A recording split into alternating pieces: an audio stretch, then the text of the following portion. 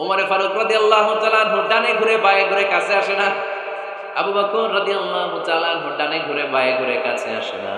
আল্লাহর হাবিব ওমরে ফারুককে ডাক দিলেন, এই ওমর সামনে আসো, এদিকে আসো। ওমরে ফারুক আসলেন, কিন্তু ওমরে ফারুক এত আস্তে আস্তে কথা বলেন, বিশ্বনবী ওমরে ফারুকের কথা কানে শোনে না। সুবহানাল্লাহ নাই? এত আস্তে আস্তে ওমরে ফারুক কথা বলেন, বিশ্বনবী শুনতে পান না। ওমর কি বললা, একটু জোরে বলো না। ওমরে ফারুক একটু জোরে বললেন, তাও শোনেন না। বিশ্বনবী বললেন, আরেকটু সাউন্ড বড় করে বলো, আমি তো শুনি না, জোরে বলো। ভয়, কারণ কণ্ঠ যদি উঁচু হয়ে যায় আমার নবীর কণ্ঠের চাইতে জীবনের সব ইবাদত শেষ। এজন্য কথা কওয়ার দরকার নেই, ইবাদত গুলো ঠিকঠাক আওয়াজ করে পড়তে হবে, আল্লাহু আকবার। তাহলে 2 নাম্বার গাইডলাইন, লা তারফাউ আসওয়াতাকুম ফাওকা সাওতিন নবী। নবীর কণ্ঠের চাইতে কণ্ঠ উঁচু করো না। আপনারা হজ উমরা করেছেন কে কে দেখি? মাশাআল্লাহ, হাত নামান। যারা আমরা করি নাই, আমরা আল্লাহর কাছে কামনা করি, আল্লাহ আমাদেরকেও তুমি যাওয়ার তৌফিক দাও। আমরাও যেন আমার নবীর কবরের সামনে দাঁড়িয়ে নবীরে সালাম করতে পারি, তৌফিক দাও। আমরাও যেন রাউদাতুম মিন রিয়াদিল জান্নাহ ঢুকে 2 রাকাত নামাজ পড়তে পারি, তৌফিক দাও। তোমার ঘরটা যেন তাওয়াফ করতে পারি, তৌফিক দাও। মক্কা মদিনার ঐতিহাসিক জায়গাগুলো যেন দেখে হৃদয়টারে ঠান্ডা করতে পারি, আল্লাহ তৌফিক দাও। তো যারা গিয়েছেন তারা জানেন, মসজিদে নববীতে নামাজের পরে আপনারা যখন পূর্ব দিকে, প্রথম কাতারের পূর্ব দিকে সবাই লাইন ধরে যেতে যেতে প্রথমে বাম দিকে পড়ে রাউদাতুম মিন রিয়াদিল জান্নাহ, জান্নাতের বাগান সমূহ থেকে একটা বাগান। পুরো মসজিদে নববীর কার্পেটের এক কালার, ওই রাউদাতুম মিন রিয়াদিল জান্নাহর কার্পেটের আরেক কালার। আল্লাহ রাসূল সাল্লাল্লাহু আলাইহি ওয়াসাল্লামের ঘর আর মিম্বার এতটুকু জায়গাকে অন্য কালারের কার্পেট দেওয়া হয়েছে। এটা দুনিয়ার বুকে জান্নাতের টুকরার মধ্যে থেকে একটা টুকরা, কোন সুবহানাল্লাহ। হাজিরা খুব ভিড় করে এখানে নামাজ পড়ার জন্য। এটা বাম দিকে পাবেন। এরপরে যেতে যেতে কিছু দূর যাওয়ার পরেই বাঁ দিকে পাবেন বিশ্বনবী সাল্লাল্লাহু আলাইহি ওয়াসাল্লামের কবর, আল কবর আশ-শরীফ। আমার নবী এখানে শুয়ে আছে। যেই নবীর কথা আজীবন ওয়াজে শুনলেন, যেই নবীর নামাজের তাশাহুদে বসে সালাতু সালাম করে শোনা, যেই নবীর জন্য দেহের তাজা রক্ত আমরা বিলিয়ে দিতে রাজি, ওই নবীর কবরের সামনে যে যখন দাঁড়াবেন আর ভাববেন আমার আর নবীর থেকে ব্যবধান 5-6 হাত, এখানে আমার নবী শুয়ে আছে, এইখানে আমি, আপনি কি ধৈর্য ধারণ করতে পারবেন? কথা বলেন, নিজেকে সামলে রাখতে পারবেন? আমার নবীর কোন উম্মত প্রথম যখন উমরা করতে যায়, হজ করতে যায়, নবীর কবরের সামনে দাঁড়িয়ে নিজেকে সামলে রাখতে পারে না, চিৎকার দিয়ে কান্না আসে, চোখ দিয়ে ধা ধা করে অশ্রু ঝরে। যেই নবীর ভালোবাসা আমার হৃদয়ের মধ্যে, ওখানে আমার নবী নাকি শোয়া আছে, এই জায়গায় আমার নবী শোয়া। সহ্য হয় না, বুক ফেটে চিৎকার আসে, কিন্তু চিৎকার দেয়া যায় না। কারণ যে আয়াতের তাফসীর আপনাদেরকে শোনাচ্ছি, এই আয়াতটা বিশ্বনবীর কবরের উপরে লেখা। লা তারফাউ আসওয়াতাকুম ফাওকা সাওতিন নবী। তুমি নবীর দরবারে এসেছো, এখানে বড় গলায় আওয়াজ করে কোনো কথা বলা যাবে না, চিল্লায় বলেন ঠিক কি না? এই আয়াতটা আজও লেখা নবীর কবরের উপর। লা তারফাউ আসওয়াতাকুম ফাওকা সাওতিন নবী, নবীর দরবার, এখানে চিৎকার চেঁচামেচি করে দরুদ পড়া যাবে, লাফালাফি করা যাবে না, ভদ্রভাবে আন্তরিকতার সাথে বিনয়ের সাথে নবীরে সালাম দিতে হবে। সুবহানাল্লাহ পড়ো। আল্লাহ রাসূল সাল্লাল্লাহু আলাইহি ওয়াসাল্লাম আমাদের থেকে বিদায় নিলেন, কিন্তু এই আয়াতের হুকুম আজও আছে না নাই? অনুরূপ ভাবে যারা আমাদের উস্তাদ, মা বাবা, আধ্যাত্মিক নেতা, ধর্মীয় গুরু, ইসলামী আন্দোলনের নেতা, তাদের সামনেও উচ্চবাচ্য করে আওয়াজ করা যাবে, তাদের সাথে ভদ্র ভাষায় কথা বলার দরকার আছে না নাই? তাহলে 2টা গাইডলাইন আমরা পেলাম। প্রথম গাইডলাইন হচ্ছে আল্লাহ রাসূল যা বলেছে এটাই ফাইনাল। এটাই কি? কথা বুঝে নাই? আল্লাহ রাসূল যা দিয়েছে সেটা কি ফাইনাল। আর 2 নাম্বার হচ্ছে নবীর কণ্ঠের চাইতে কণ্ঠ উঁচু করা যাবে? যাবে। 3 নম্বরে আল্লাহ মুমিনদেরকে আবার ডাক দিলেন, বললেন ইয়া আইয়ুহাল্লাযীনা আমানু ইন জাআকুম ফাসিকুম বিনাবাইন ফাতাবায়ানু। কেউ যদি তোমাদের কাছে কোনো সংবাদ নিয়ে আসে, সংবাদটা বিশ্বাস করার আগে যাচাই করে নাও। আদেশটা কার? জোরে বলেন। আমরা কিছু শুনলেই বিশ্বাস করি, এরকম আছে না নাই? যা শুনে তাই বিশ্বাস করে, এরকম করা যাবে? তো কি করবেন তাহলে? হ্যাঁ, কি করতে হবে? ঠিক না বেঠিক? হ্যাঁ, ঘটনাটা ঠিক না বেঠিক, এটা আমাদেরকে যাচাই করতে হবে। You have to justify the news, you have to verify the report. Whatever you found in social media or Facebook, don't share. Think twice before you share, man. Share করার আগে 2বার ভাববেন যে শেয়ার করবো কি করবো না। একটা কিছু পাইলেই শেয়ার মাইরা দেয়, সে দিচ্ছে শেয়ার, তার বন্ধু দেয় শেয়ার, পুরা ফেসবুকের মধ্যে মারামারি আছে না নাই? আসলে এরকম কিছু ঘটেই নেই, আছে না নাই? খবরদার, আমরা খুব খুব বেশি পছন্দ করি এই রুমর গুজব ছড়ানোর জন্য। বাংলাদেশের পৃথিবীতে 1 নাম্বার। আমাদের চেয়ে কেউ বেশি গুজব ছড়াতে পারে। কিছুদিন আগে এরকম হইল না যে লবণের দাম বেড়ে গেছে? হ্যাঁ, ফরিদপুরে এগুলো হয় নাই তো না? এই বাজারে লবণ ছিল না তখন? কয় বস্তা? এক একদিন 2 বস্তা করে। আপনি কয় বস্তা নিয়েছেন? নেন নাই? তো এই যে দেখেন গুজবের কারণে আসলে লবণ পর্যাপ্ত। আমাদের দেশে লবণ থাকবে না, লবণ থাকবে কই? তো লবণের দেশের মানুষ, ঠিক কিনা? পর্যাপ্ত পরিমাণ লবণ আছে। আমাদের যে লবণ মজুদ আছে আমাদের দেশের চাহিদা মিটিয়ে পাশে ইন্ডিয়াতে বা মিয়ানমারও কিছু সাপ্লাই করা সম্ভব, এত লবণ আছে। আলহামদুলিল্লাহ পড়া। তো এই যে লোকজন বেশি দাম দিয়ে লবণ কেন কিনলো? গুজব। আমরা কি গুজব মানবো? গুজব এটারে আজকে আমরা নো বলে দিব। নো। কি বলবেন? এত আস্তে? গুজবকে আমরা কি বলবো? নো। গুজবে কান দিবেন। প্রায় দেখবেন সোশ্যাল মিডিয়াতে অমুক নেতার গোপন ভিডিও ফাঁস। তো অমুক নেতার গোপন ভিডিও ফাঁস হয়েছে, আপনার কি সমস্যা? আপনার এত ভালো লাগে কেন? আপনার ভিডিও তো কয়েকদিন পরে ফাঁস হবে, তখন আপনি কি করবেন? এই সমস্ত আজে বাজে কাজে যাবেন। অমুক নেতার কি ফাঁস হয়েছে, কি গোপন ভিডিও, কি স্ক্যান্ডাল, এগুলো নিয়ে কখনো মুমিনদের মাথা ব্যথা থাকতে পারে? মুমিন চাইলে যে কোনো জিনিস শেয়ার দিতে পারে না। আপনি লা ইলাহা পড়েছেন, এই লা ইলাহা যেন তেন কোনো বাণী নয়। এই লা ইলাহার ঘোষণা দিয়ে যে মুমিন হয়, তার হাতগুলো আল্লাহর কাছে একেবারে সারেন্ডার, তার জিহ্বাটা সারেন্ডার, তার চোখগুলো সারেন্ডার, তার কানগুলো সারেন্ডার। সে চাইলেই মন যা চায় তা করতে পারে না, ঠিক কিনা? আপনার কান দিয়ে যা শুনতে মন চায় শুনতে পারবেন? কেন পারেন না? কারণ আপনি মুমিন, ঠিক কিনা? চোখ দিয়ে যা দেখতে মন চায় দেখা যায়। যেন কানে শুনি সদা তোমার কালাম, এ খোদা চোখে যেন দেখি শুধু কোরআনের আয়াত। শোনো আমার মুনাজাত, শোনো শোনো ইয়া ইলাহি আমার মুনাজাত, শোনো আমার মুনাজাত। পড়েন আমিন। তাহলে ফাতাবাইয়ান, নিউজ একটা শুনলেই আমরা শেয়ার দিব না ভাই, আমরা একটু চেক করব, ক্রস চেক, ডাবল চেক, নির্ভরযোগ্য তথ্যসূত্র তালাশ করব যে আসলে এই ঘটনাটা ঘটছে কিনা। 100% যখন আপনি confirm, then you may share in Facebook, that's not a big deal. দেন শেয়ার দেন, জনসচেতনতার জন্য শেয়ার দেন, সমস্যা নেই। কিন্তু না জেনে শেয়ার দেওয়া যাবে? কথা বলেন। আল্লাহ রাসূল সাল্লাল্লাহু আলাইহি ওয়াসাল্লামের জীবনে এরকম একটা ঘটনা ঘটেছিল। হারিস বিন মিরার রাদিয়াল্লাহু তাআলা আনহু বনুল মুস্তালিকের যুদ্ধে জেতার পরে হারিস বিন মিরারকে বিশ্বনবী দায়িত্ব দিলেন যে হারিস বিন মিরার, তুমি এই এলাকার নেতা, কি করতে হবে আমাদের? বিশ্বনবী বললেন নামাজ পড়বা, রমাদানের রোজা রাখবা, যাকাত আদায় করবা। মিরার বলে তাহলে যাকাত নেন। বিশ্বনবী বললেন না, 1 বছর পূর্ণ হওয়ার পরে যাকাত দিতে হয়। যাকাত কয় বছর পর পর? যাকাত প্রতিদিন দেয়া লাগে। হালানিল হাউল, 1 বছর যখন হবে আমি আমার সাহাবী পাঠাবো মদিনা থেকে, তখন দিয়ে দিই। বিশ্বনবী চলে গেলেন, 1 বছর পরে এক সাহাবীকে রেডি করলেন, যাকাতের সম্পদ নিয়ে আসো বনুল মুস্তালিকের পক্ষ থেকে। ওই সাহাবীর নাম হচ্ছে আলী ওয়ালিদ ইবনে উকবা। বিশ্বনবী ডেকে বললেন, ওয়ালিদ যাও, 1 বছর সময় অতিক্রান্ত হয়েছে, বনুল মুস্তালিকের লোকদের যত যাকাতের সম্পদ জমা হয়েছে নিয়ে আসো। সাইয়েদনা ওয়ালিদ ইবনে উকবা যখন সম্পদ আনার জন্য বের হলেন, ওইদিকে বনুল মুস্তালিকের লোকেরা শুনতে পেল বিশ্বনবীর পাঠানো সাহাবী ওনাদের এলাকায় শুভাগমন করবে। ওই সাহাবীকে লাল গালিচার সংবর্ধনা দেওয়ার জন্য সেনাবাহিনী সহ পুরো এলাকা থেকে সব সৈন্যবাহিনী সহ তারা মরুভূমির মধ্যে এসে দাঁড়িয়ে রয়েছে। সুবহানাল্লাহ পড়ে। নবীর সাহাবীর আগমন হবে, নবীর সাহাবীর শুভাগমন। উনি এসে আমাদের এলাকার যাকাতের টাকা কালেকশন করে নিয়ে যাবে, ওনাকে সংবর্ধনা দিব, বের হও। তলোয়ার নিয়ে, ঘোড়া নিয়ে, গার্ড দিয়ে আমরা দাঁড়িয়ে থাকি। তো মরুভূমিতে সবাই দাঁড়ায় আছে। আল ওয়ালিদ ইবনে উকবা মদিনা থেকে বিশাল রাস্তা পাড়ি দিয়ে যখন বনুল মুস্তালিকের এলাকার কাছাকাছি দূর থেকে দেখে তলোয়ার নিয়ে লোকজন দাঁড়ায় আছে। কি নিয়ে দাঁড়ায় আছে? উনি ভাবছে আমারে মারার জন্য দাঁড়ায় আছে।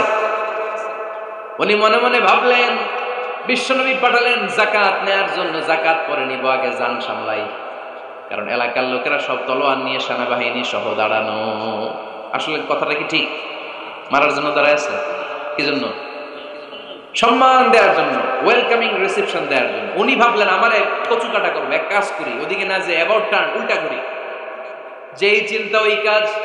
সাহাবী আল ওয়ালিদ ইবনে উকবা উল্টা ঘুরে গেলেন, মন্দ ধারণা নিয়ে ফিরে যেয়ে বিশ্বনবীরে বললেন, নবী আপনি আমার মায়ের খাওয়ার জন্য পাঠাইছিলেন, যাকাত আনার জন্য পাঠিয়েছেন, কিন্তু তারা যাকাত তো দিবেই না, আমারে হত্যার জন্য তলোয়ার নিয়ে দাঁড়িয়েছিল গো নবী। কথা কি সত্য? উনি ভুল বুঝতে পারছেন, উনি ভুল বুঝেছেন। না বুঝে ভুল কথায় বিশ্বনবীর কাছে প্রচার করে দিলেন। আল্লাহর হাবিব সাল্লাল্লাহু আলাইহি ওয়াসাল্লাম সহজ সরল মনা নবী, সাহাবী তো আর মিথ্যা বলবেন না। বিশ্বনবী বিশ্বাস করলেন। বিশ্বাস করে খালিদ ইবনে ওয়ালিদের নেতৃত্বে 1000 সৈন্যের অভিযান পাঠালেন। বললেন যাও, যে দেখো ঘটনা কি, ঘটনা সত্য হলে অভিযান চালাও। আল্লাহ বলেন নবী অভিযান করে চালায়েন, একটু থামেন। ফাতাবায়ানু ইন জাআকুম ফাসিকুম বিনাবাইন ফাতাবায়ানু। নবী ওয়ালিদ এসে আপনার কাছে দেই তথ্য প্রচার করেছে, তথ্যটা সঠিক নয়, আগে যাচাই করেন, তারপরে অ্যাকশনে যান। ঠিক কি না? আমরা ডাইরেক্ট অ্যাকশন মারি। আমরা কি করি?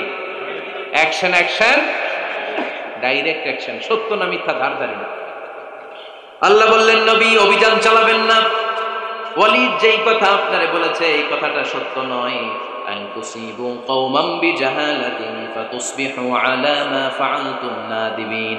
আপনি যদি ওই মুসলমানদের এলাকায় না জেনে অভিযান পাঠান, এই অভিযানে যদি কেউ মারা যায়, প্রত্যেকটা মৃত্যুর দায়ভার কিন্তু আপনার কাঁধেই বর্তাবে গো নবী। ঠিক কি না? এই যে আপনি চেক না করে, জাস্টিফাই না করে, নিশ্চিত না হয়ে, ওয়ালিদের কথায় বিশ্বাস করেই বনুল মুস্তালিককে অ্যাটাক করার জন্য 1000 সৈন্যবাহিনী পাঠালেন। ওরা যদি আক্রমণ করতো, কেউ যদি মারা যেত, এই দায়ভার কার? আমার নবীর। ঠিক কিনা? নবীকে শিখানোর মাধ্যমে আল্লাহ তাআলা গোটা উম্মাহকে শিখাই দিলেন, ইন জাআকুম ফাসিকুম বিনাবাইন ফাতাবায়ানু। কেউ যদি খবর নিয়ে আসে, শুনেই বিশ্বাস করো না, আগে যাচাই করো, আগে চেক করো, তারপরে বিশ্বাস করবা। ঠিক কিনা? তাহলে এখন থেকে একটা কিছু শুনলে বিশ্বাস করবেন? একজন এসে বলল, ভাইজান আপনার মেয়েরে দেখলাম আরেক ছেলের সাথে বাজারে ঘোরাফেরা করে, ওই রমনার বটমূলে দেখলাম আপনার মেয়ে আরেক ছেলেরে নিয়ে কষ্টি নষ্টি করে। লোকের কথা বিশ্বাস করে বাসায় যে মেয়ের চুলের মধ্যে ধরে মাইর, আইজমার কাইলো মাইর, এরকম হইতে পারে না? হয়তো ওই লোক আপনার মেয়ের মতো দেখতে আরেক মেয়েকে দেখছিল। এরকম হয় কিনা সমাজে? একজন এসে বললো, ভাই আপনি এখানে ভাবিরও তো দেখলাম ওই জায়গায় আরেক লোকের সাথে ঘোরাফেরা করতেছে, খবর রাখেন না বাসা? আপনি দেখে মেয়েকে, ঘটনা কি?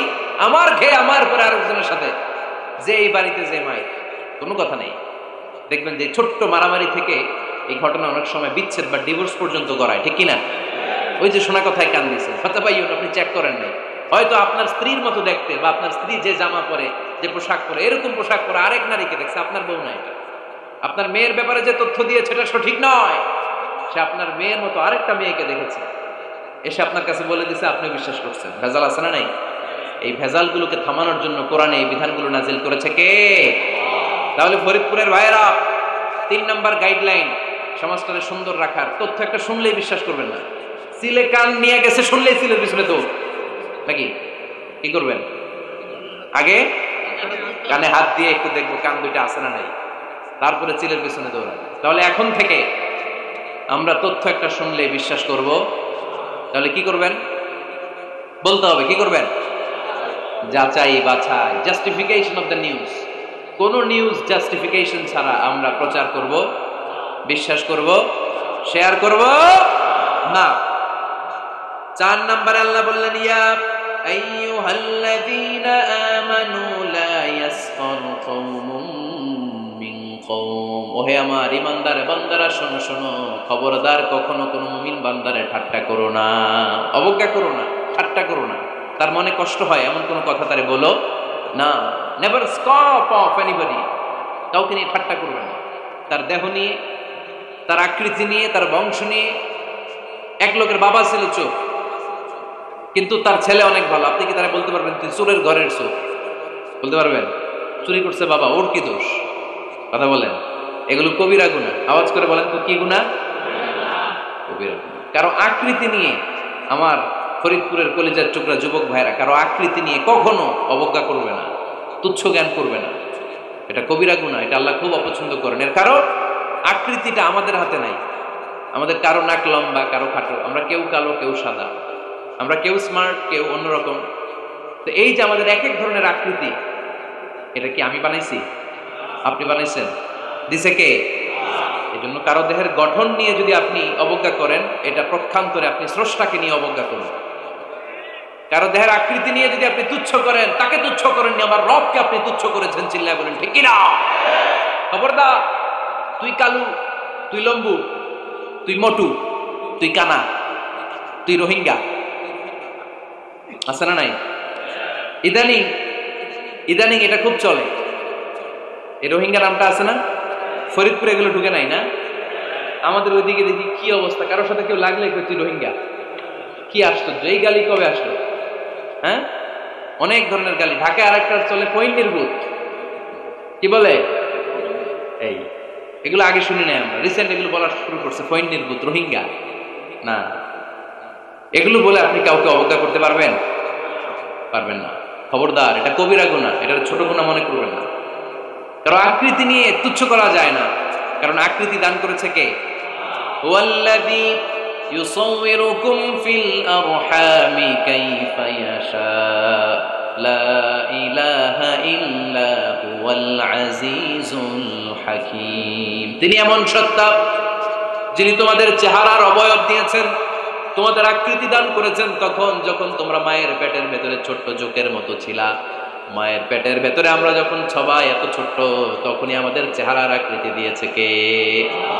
কে সুন্দর হব, কে ছেলে হব, কে মেয়ে হব, কে মোটা হব, কে চিকন হব, আমার ইচ্ছা হয়েছে? আওয়াজ করে বলতে হবে, কার ইচ্ছায়? প্রত্যেককে যদি আল্লাহ প্রত্যেকের নিজের চেহারা ডিজাইন করতে দিতেন, আল্লাহ যদি বলতেন তোমার চেহারাটা কেমন হবে তুমি ডিজাইন করো, তাহলে আপনি আপনারা কেমন বানাতেন?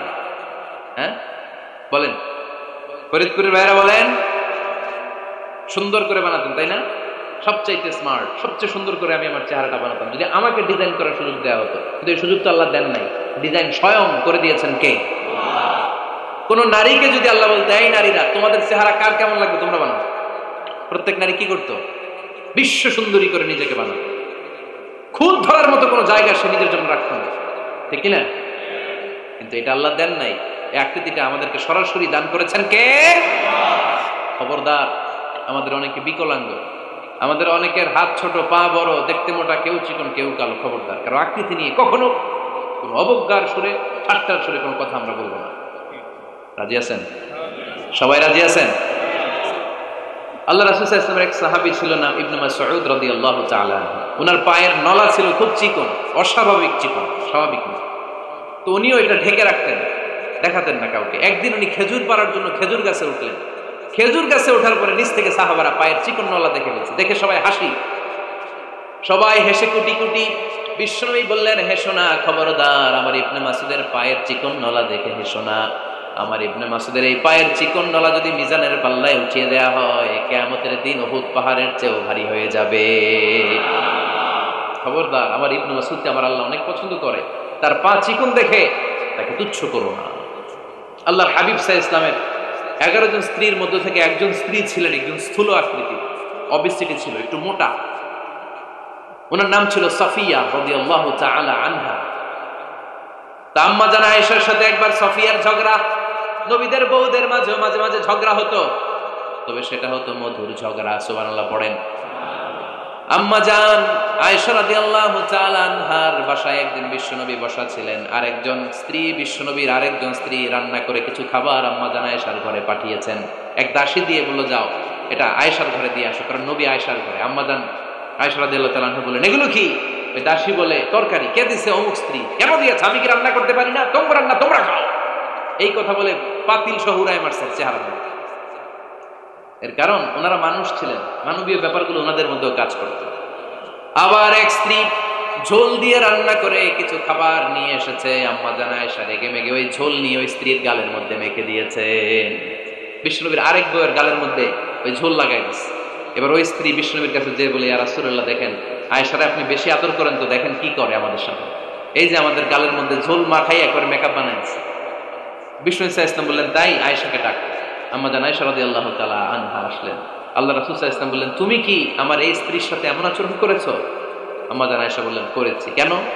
আম্মা জান আয়েশা বললেন, তখন মেজাজটা গরম ছিল, এখন বুঝতে পারতেছে আসলে এই কাজটা করা ঠিক হয়নি। এবার বিশ্বনবী বিচার করবেন। বিশ্বনবী বললেন, আল কিসাস, যেমন করা হয়েছে বিচার হবে তেমন। তোমার গালে যেমনি ঝোল লাগাইতেছে, তুমি একটু ঝোল নিয়ে আয়েশার গালে লাগাই দাও। সুবহানাল্লাহ পড়বেন না? ওই স্ত্রীও কিছু ঝোল নিয়ে আম্মা জান আয়েশার গালে লাগাই দিল। এখন দুইজনে হাসতেছে, বিশ্বনবীও হাসলেন, আরশের উপর থেকে খুশি হয়ে গেলেন কে? তো স্ত্রীদের মধ্যে মাঝে মাঝে এটা ঘটতো। সফিয়া রাদিয়াল্লাহু তাআলা আনহা ছিলেন একটু মোটা। আম্মা জান আয়েশা বললেন, ইয়া রাসূলুল্লাহ, দেখেন আপনার মুটি বউ, আপনার মুটকি বউ, এই মুটি বউ বলে একদিন একটা গালির মতো দিয়ে ফেলছে। আল্লাহ রাসূল সাল্লাল্লাহু আলাইহি ওয়াসাল্লাম রেগে গেলেন, বললেন, আয়েশা এটা কেমন কথা তুমি বললা মুটি? আমার সফিয়ারে তুমি মুটি বলে গালি দিলা রে আয়েশা। ইয়া আয়েশা লাকাদ কুলতিলা কালিমা লাউ মুসিজাত বিমাইল বাহরি লামাজাজাতহু, এমন একটা মন্তব্য তুমি সফিয়ার ব্যাপারে করে ফেলেছো রে আয়েশা, এই কথাটা যদি সাগরের নীল পানির মধ্যে ছেড়ে দেয়া হয়, এই কথার পঙ্কিলতার কারণে, এই কথার কর্দমাক্ততার কারণে, এই কথার পঙ্কিলতার কারণে সাগরের সব পানিগুলো মুহূর্তের মধ্যে কালো হয়ে যাবে। এই কথাটা সাগরে ফেলে দিলে সাগরের নীল পানি পুরোটা কালো হয়ে যাবে। আয়েশা খবরদার, কাউকে তুচ্ছ করে অবজ্ঞা করে কখনো কিছু বলা যাবে না। এই জিহ্বাটা এটা ভয়ঙ্কর একটা অঙ্গ, বেশিরভাগ পাপ এই জিহ্বা দিয়ে হয়। কি দিয়ে হয়? এই জন্য সাহাবারা জিহ্বা ধরে মাঝে মাঝে জিহ্বার মধ্যে ব্যাট মারতেন আর বলতেন, জিহ্বা তোর জন্য আমি আটকে যাবো কিয়ামতের দিন। আমলিক আলাইকা লিসানাক, নিজের জিহ্বার মালিক নিজে হন, আপনার জিহ্বার মালিক যেন শয়তান না হয়ে যায়। জিহ্বা আপনার, শয়তানের ভাষা আপনি কথা বলেন কেন? খবরদার, প্রতিটা কমেন্ট, প্রতিটা কথা, প্রতিটা মন্তব্য, এগুলোর ব্যাপারে কিয়ামতের দিন পাই টু পাই করে আপনার কাছে আল্লাহর সুপ্রিম কোর্টের কাঠগড়ায় দাঁড় করিয়ে আপনারা জিজ্ঞেস করবে কে? এজন্য বিশ্বনবী বলছেন, মাইয়াদমানলি মা বাইনা লিহিয়াইহি ওয়া মা বাইনা রিজলাইহি আদমান লাহুল জান্নাহ, আমার কোন উম্মত যদি দুইটা অঙ্গের গ্যারান্টি আমারে দেয়, আমি আমার উম্মতকে জান্নাতের গ্যারান্টি দেব। দুইটা অঙ্গের একটা হলো জিহ্বা আর একটা লজ্জাস্থান। দুই চোয়ালের মাঝে যা থাকে লিজ্জা জিহ্বা, আর দুই পায়ের মাঝখানে যা থাকে লজ্জাস্থান, এই দুইটা অঙ্গের গ্যারান্টি যদি বিশ্বনবীকে আপনি দেন যে নবী জিহ্বা আর লজ্জাস্থান এই দুইটা অঙ্গের কোনো পাপ আমি করব না, নবী বলে আমি দুনিয়ায় তোমার জান্নাতের গ্যারান্টি দেব।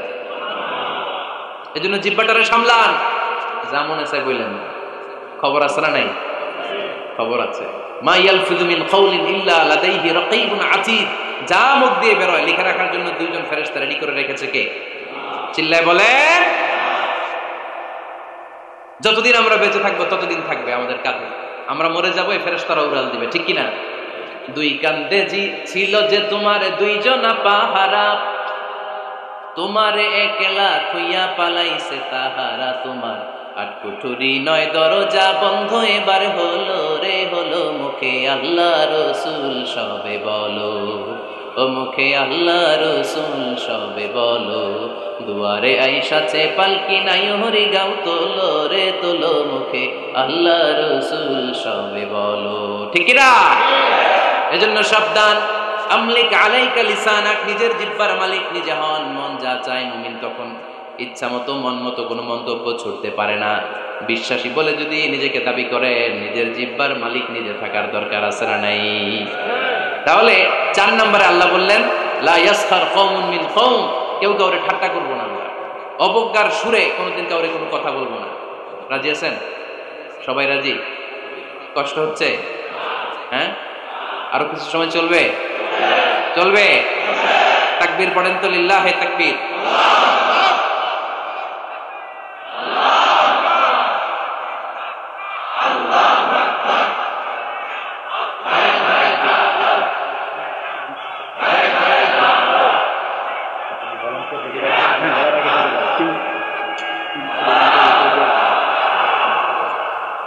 মাশাআল্লাহ, সবাই আওয়াজ করে করি মাশাআল্লাহ। আমরা বিশৃঙ্খলা করবো না, একসাথে বিদায় নিব। আরো অনেক সময় আছে আমার হাতে, আমরা একসাথে কথা শুনে বিদায় নিব। রাজি আছেন তো? বিশৃঙ্খলা করে মাঝখান থেকে উঠবেন কে কে দেখি? উঠবেন না? আজকে অনেক সুশৃঙ্খলা, দোয়া আছে, মোনাজাত আছে, আমরা একসাথে একটু দোয়া করব, দোয়া করে এরপরে বিদায় নিব। এই 1 বছর পর পর এই প্রোগ্রাম হয়, আবার বেঁচে থাকলে কবে আসি না না আসি, ঠিক কিনা? দোয়ায় অংশগ্রহণ করে যাবেন তো সবাই? মাশাআল্লাহ, আজকের প্রোগ্রাম অনেক সুশৃঙ্খল। আমি যখন নামি তখনই ভালো লাগতেছিল আমার, কারণ ধাক্কা ধাক্কি করে এমন ভাবে হেলিকপ্টারের উপর মানে ঝাপটে পড়ে লোকজন, এতে অনেক সমস্যা, আমরা বেরোতে পারি না, প্রোগ্রামে আসতে পারি না, দেরি হয়ে যায়, সব কিছু ডিসঅর্ডার হয়ে যায়। আজকে এত সুশৃঙ্খল ব্যবস্থাপনা, আমার খুব ভালো লেগেছে আলহামদুলিল্লাহ। ফরিদপুরের মানুষ খুবই সুশৃঙ্খল, আল্লাহ তুমি ভাইদেরকে আরো ভালো ভালো কাজ আঞ্জাম দেওয়ার তৌফিক দান করো, আওয়াজ করে পড়বো আমিন। এরপরে 5 নম্বরে আল্লাহ বললেন ওয়ালা তালমিজু আনফুসাকুম, খবরদার তোমরা অন্যের দোষ খোঁজো না, দোষ খুঁজবা নিজেদের, কিন্তু সমাজে আমরা অন্যের দোষ খুঁজি কি খুঁজি না। 5 নম্বর ওয়ালা তালমিজু আনফুসাকুম, নেভার ডিসফেম ইচ আদার, একে অপরের দোষ খোঁজো না। আমাদের সমাজে কিছু লোক আছে নিজের দোষ দেখে না, খালি অন্যের দোষ দেখে, আছে না নাই? চায়ের দোকানে বসে বসে দেখবেন বলবে এই বাড়িতে এই সমস্যা, ওই বাড়িতে ওই সমস্যা, ওই বাড়িতে মারামারি, ওই বাড়িতে কাটাকাটি, তোর বাড়িতে কি সমস্যা ওইটা বল, তোমার বাড়িতে কি সমস্যা ওইটা বলো মিয়া, আছে না এরকম? এই হুজুর ভালো না, এই সমস্যা, ওই হুজুরও ভালো না, এই হুজুরও খারাপ, এই হুজুরের এই সমস্যা, তুমি হুজুরের কি সমস্যা, তুমি হুজুরের কি সমস্যা আগে জাতির কাছে ওইটা বলো, আগে নিজে ভালো হও, নিজে ভালো তো জগৎ ভালো। খবরদার অন্যের দোষ খুঁজবেন না, এটা খুব বাজে একটা স্বভাব, খালি অন্যের দোষ খুঁজে। যে নিজে নিজের দোষ খুঁজতে পারে, যে নিজে নিজের সমালোচনা করতে পারে, সে সবচেয়ে বুদ্ধিমান। কারণ অন্য কি করছে এই ব্যাপারে আপনাকে ধরবে আল্লাহ, কথা বলেন না কেন? আল্লাহ আপনাকে ধরবে আপনার কি সমস্যা, আপনি কি করলেন, শুধু ওই ব্যাপারেই আপনি জিজ্ঞাসিত হবেন। এজন্য আল্লাহ বললেন তাদের উপর আমার লানত, তাদের উপর ধ্বংস, যারা প্রকাশ্যে অপ্রকাশ্যে অন্যদের দোষ খুঁজে বেড়ায়, দোষ বলে বেড়ায়, এরকম আছে না নাই? আল্লাহ লানত দিয়ে বললেন ওয়াইলুল লিকুল্লি হুমাযাতিল লুমাযা, গোপনেও দোষ খোঁজে প্রকাশ্যেও দোষ বলে, তাদের উপর আল্লাহ লানাত। হুমাযাতিল লুমাযা, এই লুমাযা শব্দ থেকে আল্লাহ এনেছেন ওয়ালা তালমিজু আনফুসাকুম, একে অপরের দোষ খোঁজো না, নিজের দোষ খোঁজো, সেই সবচেয়ে বুদ্ধিমান। তাহলে আমরা আত্মসমালোচনা করব, কি করব? খেয়াল রাখবেন, সবচেয়ে খারাপ হচ্ছে সমালোচনা, সবচেয়ে খারাপ কি? তারপর কিছুটা ভালো যেটা, সেটা হচ্ছে আলোচনা, সেটা কি? আলোচনা। সবচেয়ে ভালো হচ্ছে আত্মসমালোচনা, সবচেয়ে ভালো কি? তাহলে 3টা বললাম, এক হচ্ছে সমালোচনা, আমরা করব না, আমরা করব আলোচনা, আর সবচেয়ে বেশি করব আত্মসমালোচনা, সেলফ ক্রিটিসিজম। রাতে ঘুমানোর আগে একটু ভাববেন কি কি ভুল করলাম, কাকে কাকে কষ্ট দিলাম, কি কি অন্যায় আজকে আমার দ্বারা হলো, কালকের দিনটা যেন আমার আজকের দিনের চেয়ে ভালো হয়। নিজের সাথে নিজের এরকম বোঝাপড়ার দরকার আছে না নাই? আমরা যেন আত্মসমালোচনা করি ফরিদপুরের ভাইয়েরা, অন্যের দোষ যেন না খুঁজি। Small people talk about people, যারা নিচু মানের মানুষ এরা শুধু মানুষের দোষ খুঁজে বেড়ায়, মানুষ নিয়ে কথা কয়, এই মানুষ, এই মানুষের সমস্যা, এই সমস্যা। Average people talk about things and story and the incidents. যারা মাঝারি মনের মানুষ তারা বিভিন্ন ঘটনা নিয়ে কথা বলে, বিভিন্ন বিষয় নিয়ে কথা বলে। আর গ্রেট পিপল, যারা মহামানুষ, দে টক অ্যাবাউট আইডিয়াস, তারা নতুন নতুন আইডিয়া নিয়ে কথা বলে। এই আইডিয়া সমাজে অ্যাপ্লাই করলে, ইমপ্লিমেন্ট করলে সমাজটা বদলে যাবে। এই আইডিয়া এখানে সেট করলে এখানে কল্যাণ হবে। বড় মনের মানুষরা আইডিয়া নিয়ে কথা বলে। এখন দ্য ডিসিশন ইজ ইয়োর্স, সিদ্ধান্ত আপনার। আপনি কি ছোট মনের মানুষ হবেন না বড় মনের মানুষ হবেন? অন্যরে নিয়ে আমার কোনো টেনশনের দরকার নেই। আমি জান্নাতি না জাহান্নামী, এই টেনশনে তো ঘুম আসে না আমার। আমার কি অবস্থা হবে আমি জানি না। আমি আরেকজনের দোষ খুঁজি, আমি আরেকজনের বদনাম বলি, আমি আরেকজনের পিছু লেগে থাকি। খবরদার, বিশ্বাসী বলে যারা দাবি করে তারা কখনো অন্যের পিছু লাগতে পারে। খেয়াল রাখবেন, কেউ যদি পিছু লেগে থাকে ও আজীবন পিছেই থাকবে। পিছু লাগা মানে কি? ও সামনে না আমি সামনে, কথা বুঝে নাই বোধহয়। কেউ যদি আমার পিছু লাগে, ও সামনে না আমি সামনে, আমি সামনেই থাকবো, ও পিছনেই থাকবে। কথা বুঝতে পেরেছেন? খবরদার, পিছু লাগবো না কারো, কারণ কারো পিছু লাগলে আমি পিছনে পড়ে যাবো। কারো দোষ খুঁজবো না, নিজের দোষ খুঁজবো। আমার কি সমস্যা, আমার কি ইমপ্রুভ করা দরকার, আমার কি ডেভেলপ করা দরকার, আমি নিজেকে কিভাবে সাজাতে পারি, এই নিয়ে থাকবে আমার টেনশন। আল্লাহর দেয়া আমাদের জন্য সবচেয়ে বড় উপহার হচ্ছে সময়। আল্লাহ আপনারা এত কিছু দিয়েছে, এর মধ্যে সবচেয়ে দামি কোন জিনিসটা দিয়েছে জানেন? সময়। কি দিয়েছেন? আমাদের জীবনের এই সবচেয়ে দামি জিনিসটা, এই সময়টা আমরা অন্যের পিছনে লাগাই ফেলি। অন্যের দোষ খুঁজতে খুঁজতে অন্যের এই সময়টা দিয়ে দিই, নিজের সময় নিজের কাজে লাগাতে পারি না, তাই না? এজন্য আমরা যেন অন্যের দোষ না খুঁজি, নিজের দোষ খুঁজি। ওয়ালা তালমিজু আনফুসাকুম, একে অপরের দোষ খুঁজো না। আদেশটা কার? আওয়াজ করে বলতে হবে, আদেশটা কার? এরপরে রব্বুল আলামিন বললেন ওয়ালা তানাবাজু বিল আলকাব, খবরদার খবরদার, কাউরে মন্দ নামে ডেকো না। প্রত্যেককে যে নামে ডাকলে সে খুশি হয় তাকে ওই নামে ডাকো। কোনো মন্দ নামে কখনো কাউরে ডাকা যাবে না। মন্দ নামে ডাকা যাবে?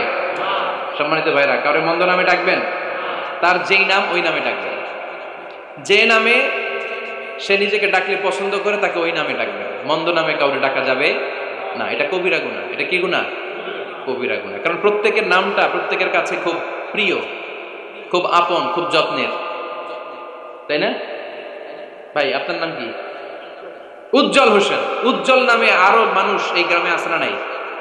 আপনার কাছে মনে হতে পারে উজ্জ্বল নামটা খুব স্বাভাবিক একটা নাম।